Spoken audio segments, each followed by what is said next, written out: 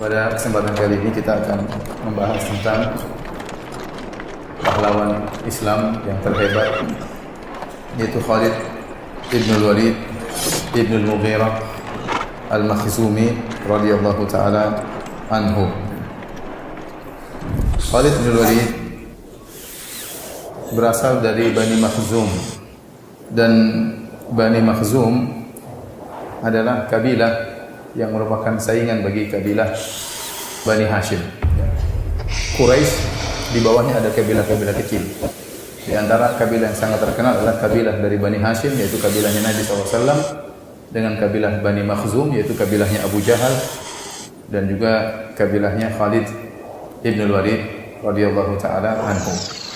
Bapak daripada Khalid ibn Walid adalah Al-Walid ibn Mughirah, yang merupakan salah satu gombongnya orang-orang kafir Quraisy, dan dia adalah orang terdepan dari Bani Makhzum.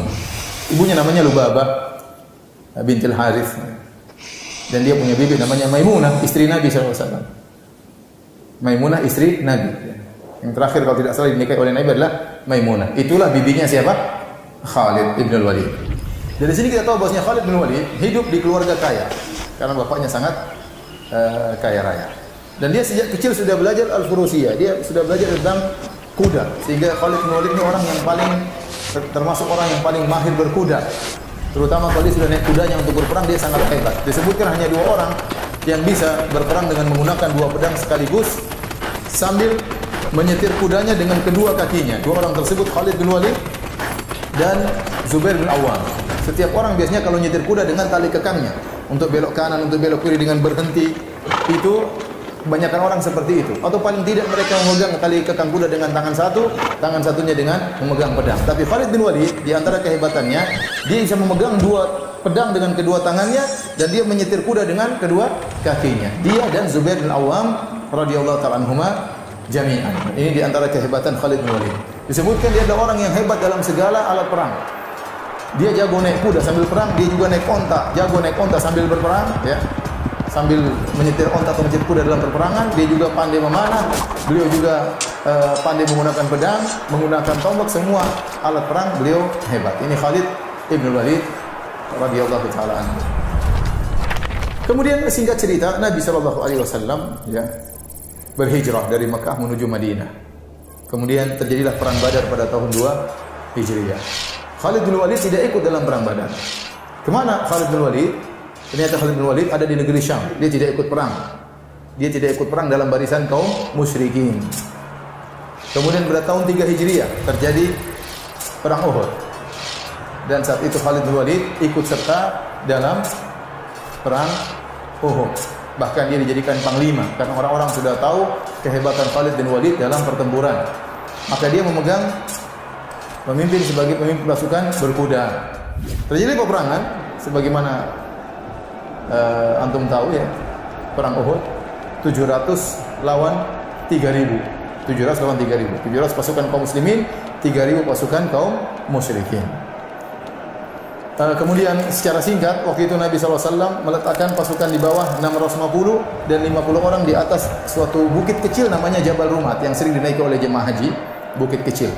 Disitulah Rasulullah SAW meletakkan 50 pasukan pemanah dipimpin oleh Abdullah bin Jubair radhiyallahu ta'ala anhu. Kemudian Nabi berpesan kepada mereka, "In ra'aitumuna takhtifuna at-tayr fala tabrahu makanakum hatta ursila ilaikum." Kalau kalian melihat kami, mayat-mayat kami diambil oleh burung-burung, artinya kami sudah tewas seluruhnya, maka jangan kalian tinggalkan posisi kalian sampai aku perintahkan perintah berikutnya.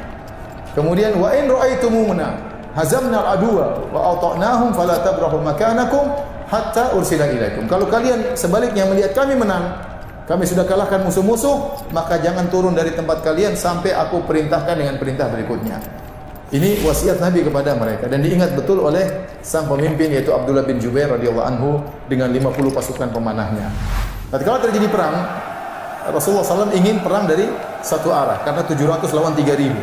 1 banding berapa itu? 1 banding 4. Sekitar 1 banding 4. 3 lawan 3000. Rasulullah tidak ingin peperangan dari 2 arah apalagi lebih.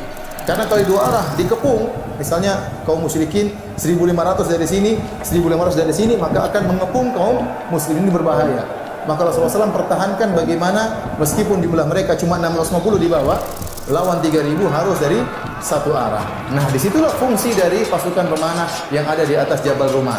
Fungsi mereka adalah untuk memanahi pasukan kaum musyrikin yang ingin muter gunung supaya bisa menyerang dari dua arah.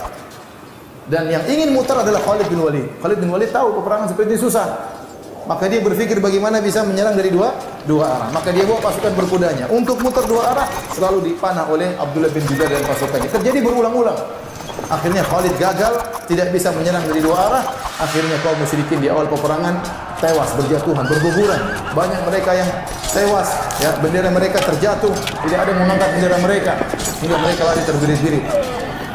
Semua lari, semua pasukan lari. Di antara yang tidak lari dan tenang menghadapi kondisi adalah Khalid bin Walid. Disebutkan di antara sifat pemimpin yang jago, yaitu dia tidak terbawa dengan suasana. Tetap dia melihat kondisi mana yang memungkinkan atau yang tidak memungkinkan. Bukan hanya berani, bukan hanya nekat, tapi juga perhitungan. Baik, akhirnya waktu orang pada kabur, Khalid bin Walid tetap perhatikan kondisi peperangan. Dari kejauhan dia melihat. Ternyata tidak lama kemudian pasukan kaum muslimin yang ada di atas gunung turun. Mereka melanggar perintah Nabi SAW. Kenapa? Karena mereka melihat pasukan yang di bawah sudah mengumpulkan ghanimah. Kata mereka, kita ikut saudara-saudara kita ambil ghanimah. Maka pimpinan mereka, Abdullah bin Jubair radhiyallahu anhu, mengingatkan, bukankah Rasulullah SAW sudah mewasiatkan kita tidak boleh turun? Kata mereka, perang sudah selesai, kita turun. Mereka berisyihad tidak pada tempatnya. Kata Nabi, jangan turun sampai aku kirim putusan, perintah berikutnya. Akhirnya mereka turun, 40 turun, tinggal 10 orang di atas. Begitu tinggal 10 orang di atas, Khalid segera balik. Khalid tidak kabur, dia tetap bertahan. Dia lihat dari kejauhan. Begitu tinggal 10, langsung dia balik, dia bunuh 10 orang ini. Akhirnya pasukan datang lagi menyerang dari dua arah. Jadi kemenangan pada hari itu bagi orang-orang musyrikin gara-gara siapa? Gara-gara Khalid bin Walid. Gara-gara Khalid ibn Walid yang cerdas dalam pertempuran. Tentunya karena sebagian sahabat menyelisih perintah Nabi SAW.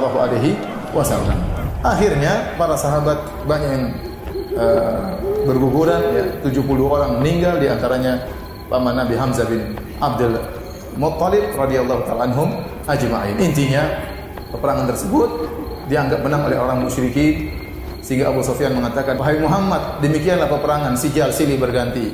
Terkadang kalian menang, terkadang kami yang menang.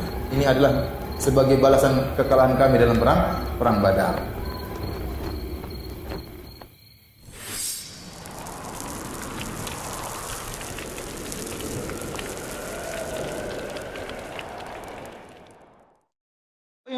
تنصروا الله ينصركم ويثبت أقدامكم